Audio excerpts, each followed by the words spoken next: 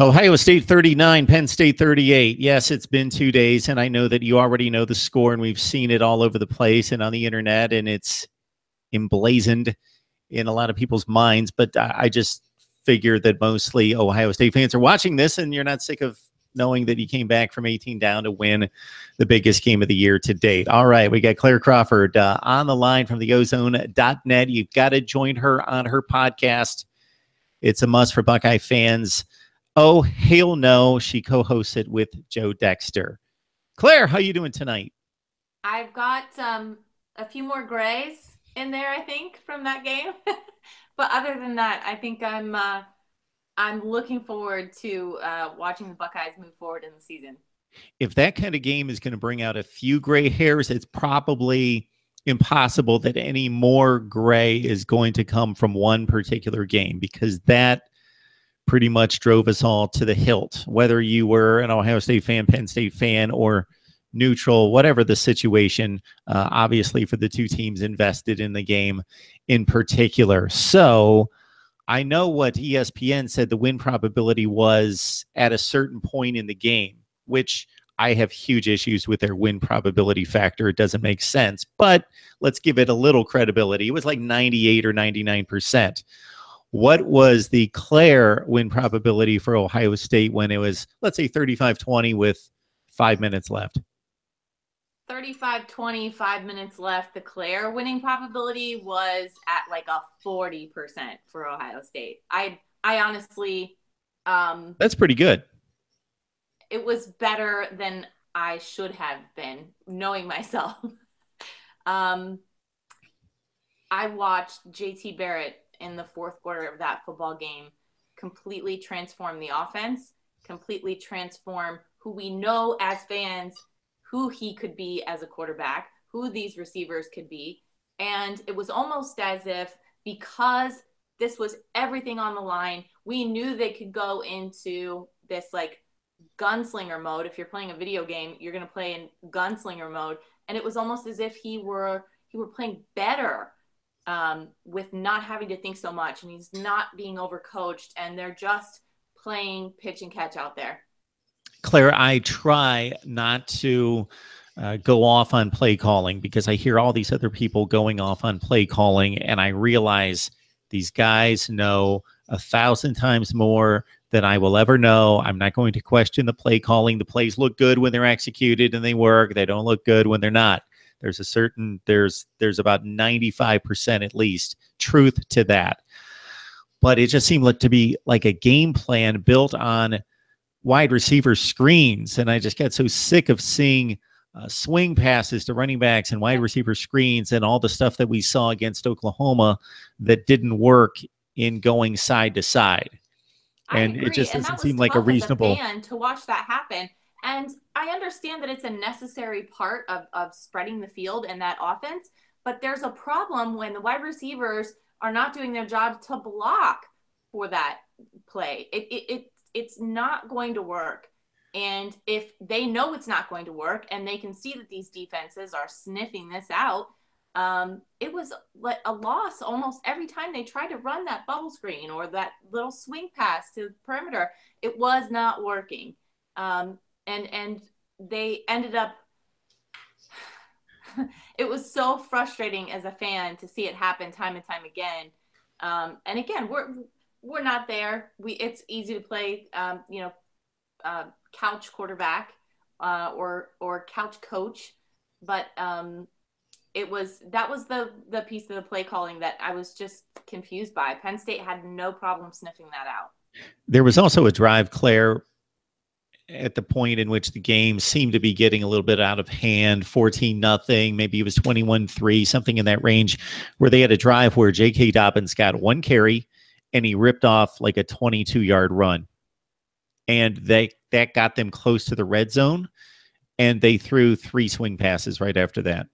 And I was just wondering, okay, J.K. Dobbins just ripped off a run. Can we not see one more running play? Can we not see the offensive line just impose its will and see if that's going to be part of the success factor in this game, is running the ball and power running that Urban Meyer talks about all the time? Especially with two successful tailbacks that would be more than happy to absolutely do that. And the difficult part, and then that position on the field too, it was odd for them to be running that. That would be a perfect time to put that package in.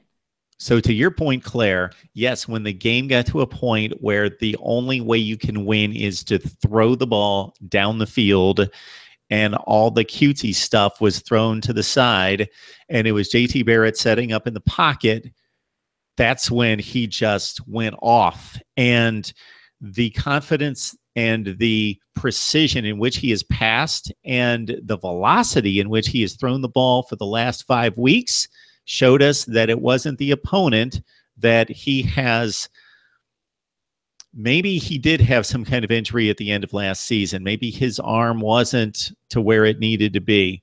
Maybe there was also because of him losing trust in his offensive line and in his playmakers on the outside, that he was aiming the ball and short-arming the ball and just hoping it would get there. But man, he was cutting it loose and just ripping those throws downfield. It was impressive.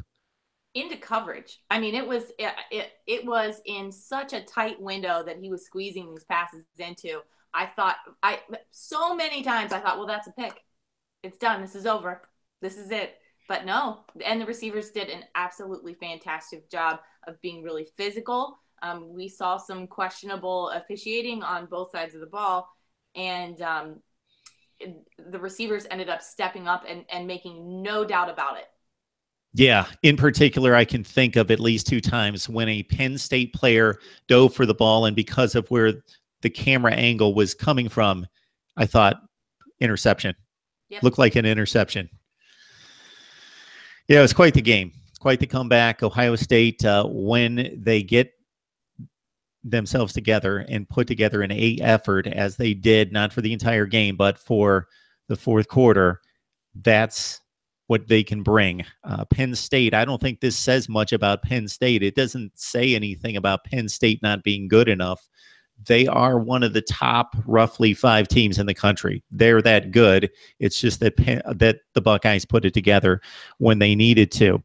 So on the other side of the football, Saquon Barkley had one big run. He got loose a couple other times, but basically the one big touchdown run. Of course, he hurt Ohio State on special teams. We'll get to that in just a second. But I counted. I had to go through the play-by-play after the game because I was curious, because I knew that they just kept throwing him for a loss. Claire, this is my stat of the game. Saquon Barkley's last 9 carries of this game, he had, guess how many yards Saquon had in his last 9 attempts? -17. You've been watching Mark Rogers TV, I believe. Good for you. On the money. -17. Guilty. I was just so excited to discover that stat. It is so exciting to hear that stat. So if you take, I mean, we're playing with numbers right now, but if you take off one of his, that big, I think the 36-yard run, he ended up averaging like 12 or 14 inches per carry. And obviously special teams, like you said, we'll get to that. We'll address that and what a dumpster fire that is. But certainly the Buckeye defensive line made a couple amazing stands. And again, like you said, I don't think it says anything about who Penn State isn't. I don't think it says anything about it definitely says more about the Buckeyes. You and I talked last week about Ohio State and their ability. If they did get down in this game, I said it directly to you. I want to know what they're made of if they have to make a comeback. And we've not seen the Buckeyes be able to do that in recent history. And it was incredible to watch them just chip away little by little by little to make this comeback, and to believe in each other, to believe in the brotherhood, to believe that that atmosphere was insane. The atmosphere in the Horseshoe came through that night. The Buckeye fans certainly did their part, and it was something that now we know about Ohio State going forward, what they're capable of getting out of. We talk Ohio State football on a regular basis with Claire Crawford. You can join her on theozone.net and her podcast with Joe Dexter. Oh, hail no. the Buckeyes vault to number 3 in the AP and the coaches polls with a big comeback win, of course, against Penn State. All right, I will segue to the special teams, Claire, by first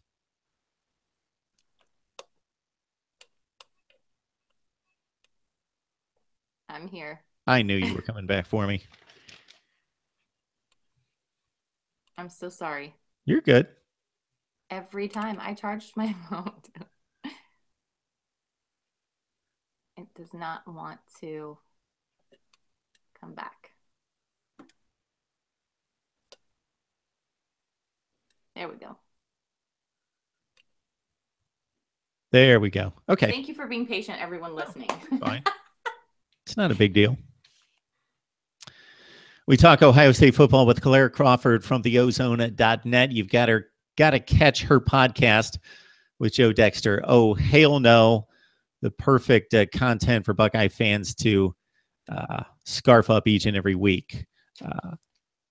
The win over Penn State, we'll get to the special teams, Claire, but I'm going to make a segue and stay on the positive route because another special teams issue, and because of the Saquon Barkley factor, Ohio State kept going with either pooch kicks with a kickoff or the squib kicks, trying to squib it across the field. And on that final kick, after taking the lead, Juwan Johnson, who's a starting wide receiver for Penn State, was on the field. I don't know if he's regularly on the field for special teams or they just put him out there to do exactly what he did, and that's stop the football and move it up to the 41-yard line. So this is a credit to the Ohio State defense. 41-yard line, still $1:48 left on the clock and only needing a field goal. So needing to move the ball for a desperation kick about 20 yards, for a reasonable kick more like 30 yards. So that Penn State offense in that situation is going to accomplish that even against a really good defense most of the time. And so despite all the euphoria of coming back and taking the lead, the special teams put them in a precarious situation again, and that defensive line just stopped them right there. It was just, they couldn't even move the ball, couldn't set up the pass, just chasing McSorley, throwing him down. They just blew up the game. They were absolutely on fire after that. It was like a shark that had smelled blood in the water. And I think at that point they had known they had fought so hard for this that they were not going to let it go. It was something that they were not going to allow another unit to basically lose this game for them.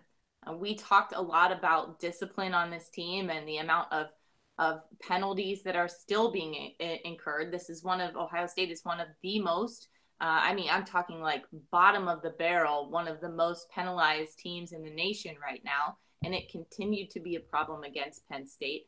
Special teams is sloppy, to say the least. There are some areas on special teams where Ohio State is actually excelling. So the good news is they can kind of drill down into these certain areas and hopefully get some of this shored up. But it was maddening as a fan watching them kick to Saquon Barkley or to say, hey, like, why can't they kick it out of the end zone? Urban Meyer mentioned in a press conference just today that they physically can't. He said, we're the only team in the NCAA that cannot kick it out of the back of the end zone. So I'm saying let's get some walk-ons out there at this point. Yeah, at least for next season, go recruit a guy. You've got 105 guys on that roster. You can have one guy who does absolutely nothing else but just kick the ball through the back of the end zone. That doesn't seem like a whole lot to ask. That's the one job. Just the one job. It is crazy, but the defensive effort was exceptional. There was an interception in the end zone by, I'm getting Denzel Ward and Damon Webb confused. I believe it was Denzel Ward who made the interception in the corner of the end zone. And that was the one call that I thought was completely blown by the officials. Damon Arnett was called for pass interference. He basically put his hands just about as gently as you can for a football player on the receiver's chest for like 3 seconds, maybe, with all the hand fighting that was going on the rest of the time, and they called him for interception. And Denzel Ward came over and made a phenomenal interception, but that set up Penn State for another touchdown when they called it back. again, it seems like discipline issues, but then we also took a look at this officiating in this game, and it was certainly questionable. I'm the last person to toot that horn. I'm the first person to get on Jim Harbaugh every time he complains about officiating and blaming losses on officials. Well, maybe not the But last one. Maybe not the last person to jump on Jim Harbaugh. maybe not the last one. You're right. But certainly, it was one of those things where um, you when you're trying to fight your way out of this hole, you need all the momentum that you possibly can. And it just felt like every time the Buckeyes tried to get some momentum to get out of this hole, something like that would happen. So the touchdown reception by Penn State, in which there was the fight for the football in the end zone, what was your thought and interpretation on that? Well, I've seen it 100 times. What I don't understand, I will say that, obviously both of them have the ability, the same right to that football, right? It didn't look like the receiver had possession of the ball. I wouldn't say necessarily that it looked like an interception, but it was ruled as an interception on the field. What I don't understand is how they have enough evidence in the booth or otherwise to then reverse that call. It has to be irrefutable evidence. There has to be no possible doubt. I want to know what angle they saw where they said, not only is it not an interception, it's a touchdown. That was difficult for me. And again, not just from an Ohio State fan standpoint, but like, how does it get flipped so hard the other way? Yeah, I agree. I would have been fine with whatever was called on the field being confirmed or not necessarily confirmed. It couldn't be reversed with irrefutable evidence by the replay. So for me, when they went up for the ball, I thought the wide receiver caught the ball initially. So back before the catch had to be secured through the entire play, that would be a touchdown in my book. Receiver catches the ball. He's in the end zone. So it's not a play where he needs to be tackled. The play's over. Again, I'm going back to old interpretation of rules. But in the course of completing the play, you've got to be able to go to the ground and complete the catch. The ball was as they were somewhere between being upright and going to the ground completely. The defensive back, I think it was Damon Webb, wrestled the ball away from the wide receiver to a certain extent. And that's where it gets very cloudy. I'm not saying it was an easy call to make, because it wasn't. But again, whatever should have been, whatever was called on the field should have stood. Fortunately, it didn't affect the outcome of the game. All right, Claire Crawford talking Ohio State football with us every week. Join her on the ozone.net and her podcast, Oh Hail No. We've got the Buckeyes and the Hawkeyes in Iowa City, and I think there's probably, Claire, a faction of Ohio State fans that are breathing a deep sigh of relief after this outcome, and rightfully so, but also projecting that, okay, we beat the best team in the conference other than us, so we've got it. There are 3 difficult games left, and this is a road test that all you have to do is rewind a few weeks to Penn State going to Iowa, and you get a feel for what's possible in Iowa City against a good opponent. I completely agree. That was a very narrow victory by Penn State. And obviously, we saw what happened with Ohio State and Penn State. And Iowa is a team that grinds for all 4 quarters. And it sounds very cliche, but they will have to play a very complete game from top to bottom, all 4 quarters. And it's going to require them to tighten up. This is an environment that is not friendly. They have not announced a kickoff time yet. And if we know anything about so far this year, it's most likely going to be after the sun sets. It does make a difference. And it's an environment where that it can certainly swing things towards the home team. On paper, the Buckeyes are a more talented team. But when you make mistakes like turning over the football, and when you make mistakes on special teams and you're on the road, those things are very difficult to overcome. You hear terms like trap game when it comes to games like this. You get guys looking ahead. However, I was thinking about this earlier today. I would say the only reason the Buckeyes mentally would not be preparing themselves for, a trap game is because if there was ever a humbling win, or if there was ever a win that just knit a team together and completely reminded them of the brotherhood and what they can survive together, it was that win against Penn State. And I think it's more of them being able to ride the momentum of that and the momentum of what they know they can get through, and having the confidence now knowing they can get through something like that. I believe that it should make a difference in Iowa City. Iowa's 5-3 right now. They're 2-3 in the Big Ten. They're not a great football team. They're probably one of the 30 or 35 best teams in the country, something in that range. But they beat Iowa State, who is now vying for a Big 12 championship after defeating Oklahoma and TCU. And I watched every play of the Penn State game at Iowa, and it was classic Hawkeyes football. Defensively, their defensive line was dominant in that game, very much Ohio State-esque in its play against the Penn State defensive line or offensive line. They must have batted like 7 or 8 passes back into Trace McSorley's face. They were all over the place. They were extremely impressive. The defensive front seven is really good. Josie Jewell's one of the best linebackers in the country. Anthony Nelson, you'll see him this week at defensive end. He has 8 sacks and 6 tackles for loss. He's an exceptional player as well. So, yes, the talent is not extremely close between these two teams, but in the right atmosphere, playing the right game plan and executing it, that's what evens out these kind of matchups. And it took Penn State to the last play of the game to beat this team, even though they gained a ton of yardage and they had a perfect remedy for Saquon Barkley. They allowed him to gain a ton of yardage, but they boxed him in, didn't allow him to get loose for big plays, and they kept it between the 20s. And they just really gutted it out in the red zone and did not let Penn State score touchdowns to get away from them. I was going to be difficult.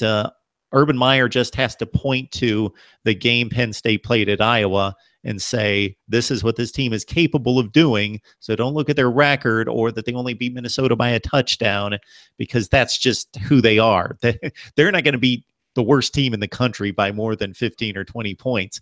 That's just how they play football. And nor should I think Urban Meyer should point to say, hey, this is how you beat Iowa to the Penn State game. I don't think that's the recipe on how to beat Iowa. You mentioned Josie Jewell. They also have a very talented defensive back that's going to be, he's on the Bednarik watch list. This is a team that is hungry for a signature win, and it would be awfully convenient to do so at home in a big environment against the number 3 team in the nation, 3/4 team as of right now, 3/4 team in the nation. And it would be a feather in Kirk Ferentz's hat. I know that Urban Meyer's never brought a team to Iowa. He was there as a grad assistant and was there as a coach before and has played against Iowa with Florida, but he's never been a Buckeye in that environment before. So it'll be interesting to see how the Buckeyes go in and handle that. All right, folks, just a rundown of Iowa's personnel real quick. If you have yet to see the Hawkeyes this year, you're going to see a freshman quarterback in Nathan Stanley. He makes mistakes, not necessarily throwing interceptions. He's got 17 touchdowns and 4 picks, and Iowa's played, as I mentioned, some pretty good teams in Penn State and Iowa State in particular. He's hitting on 58% of his passes. He's got a little mobility, but he's not going to burn a defense. What's interesting to me is Akram Wadley's one of the best backs in the Big Ten. He's slippery. He's really good out of the backfield. He is only averaging 4 yards per carry, 4 flat. In the college game, that's not a whole lot. They've got a second back in James Butler, who was a transfer from Nevada. He's averaging 4 yards per carry. So I got to think that there are issues along the Iowa offensive line, which is typically a stellar unit. That's Kirk Ferentz. Specialty is crafting offensive lines, and they must be having some issues there because Akram Wadley's a guy that averages more like 6 yards a carry typically, but he's struggling this season out of the backfield. They are not going to have any wide receivers that are going to scare Ohio State's defensive backs downfield. Noah Fant is an exceptional tight end and leads them in receiving. And again, the defensive personnel is not outstanding from the standpoint of grasping 5 stars coming out of high school, but they develop them well and they put them in situations to succeed. And many of them move on to the NFL along that front seven, especially on defense. As you mentioned, I believe you're talking about Amani Hooker. So we won't get our hookers confused. I don't know where that statement belongs between Malik last year with the Buckeyes and Amani for Iowa this year. But he is one of the better backs in the nation. And again, they have some pieces to put together an effort if they play the A game versus the Ohio State C game that could make it extremely difficult. Like you mentioned, they've got this pro-style offense. It's going to be something that the Buckeyes haven't truly faced. If you think about it, looking back on some of the offenses the Buckeyes have faced, it's not like something they've faced, but it's not something that they're unfamiliar with as far as how to game plan for. And that tight end that you mentioned, he is one of the go-to targets. The Buckeyes have faced some really talented tight ends this year. Mike Gesicki did the most damage on the Buckeyes, arguably, last week. So it's going to be another situation. Jordan Fuller is somebody, again, versus Penn State that they picked on all day long, and he ended up leading the team in tackles. So these defensive secondary for the Buckeyes has been tested, but they are becoming they're becoming forged in the steel of these tests. It's in the fires of these tests. They're really stepping up. So I'm excited to see some of those mismatches be proven wrong.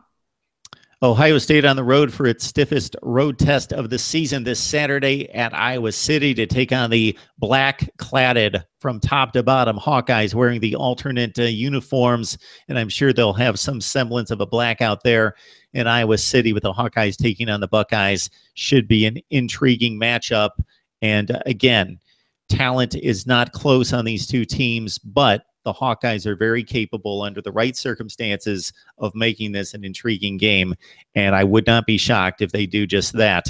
Claire Crawford joining us from the Ozone.net and her podcast with Joe Dexter. Oh, hail no, to talk up the Buckeyes and the Hawkeyes. And Claire, we always appreciate the discussion. Thank you so much for having me on. It's my favorite topic.